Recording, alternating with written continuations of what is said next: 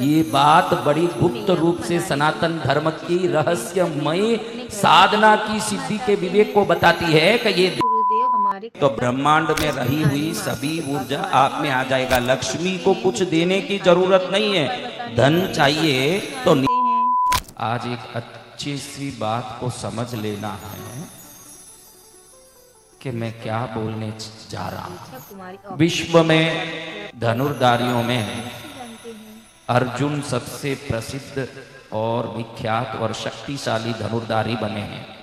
उनका नाम क्या बोलो? अर्जुन जी। महाभारत में पंच पांडवों में अर्जुन जैसे धनुर्धारी कोई हुए क्या आज तक? इनके गुरु कौन हुए बताओ? अब ये द्रोणाचार्य से अर्जुन ने धनुर्विद्या सीखी, तो द्रोणाचार्य के पास धनुर्विद्या सीखने की इच्छा से एकलव्य जाता है। जाके कहता है कि प्रभु मुझे भी सिखाओ, मुझे भी सीखना है। तो द्रोणाचार्य कह देते हैं कि मैं तुझे नहीं सिखा सकता, मैं क्षत्रियों को ही सिखाता हूँ। ये कथा आप जानते हो, लेकिन इस कथा को जीवन में कभी अपने लिए सोचा नहीं कि ये कथा मेरे जीवन में कैसे काम आ सकता है। आज ये कथा आपको बहुत बड़ा बोध देने वाला है, देखना। अब धनुर्धारियों में अर्जुन को इतने बड़े धनुर्धारी बनाए हुए द्रोणाचार्य ने कह दिया कि मैं तुमको नहीं सिखाऊंगा।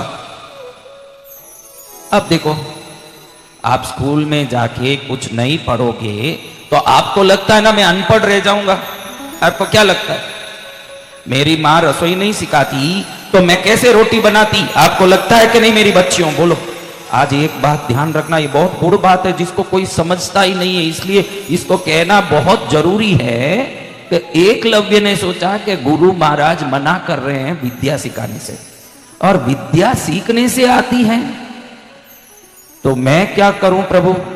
मेरे गुरु तो यही होने चाहिए, ऐसे मैंने सोचा। और जब ये नहीं है तो और के पास क्यों जाऊं? द्रोणाचार्य की एक मूर्ति बना दी। क्या बना दिया? आप बोलो, मूर्ति में कोई सिखाने की शक्ति होगी?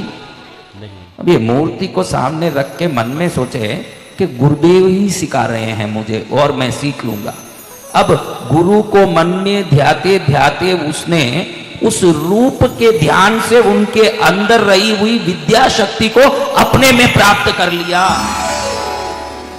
अब इतना बड़ा धनुर्धारी हो गया एकलव्य। जंगल में जाने वाले अर्जुन जी देख के आश्चर्य करते हैं, ये तो मेरा भी गुरु दिख रहा है, इसके अगर रह के विद्या का अनुसंधान करने से निश्चित मेरा इधर असफलता दिख के आएगा। तो गुरु को जाके प्रणाम करे कि ये आपकी मूर्ति रख के पूजा करता है ना, बहुत बड़ा विद्वान बन गया है, थोड़ा इसको कुछ करिए। तो द्रोणाचार्य उसको बुलवाते, एकलव्य आओ, तुमने मेरी मूर्ति रख के विद्या सीखी? किससे सीखी?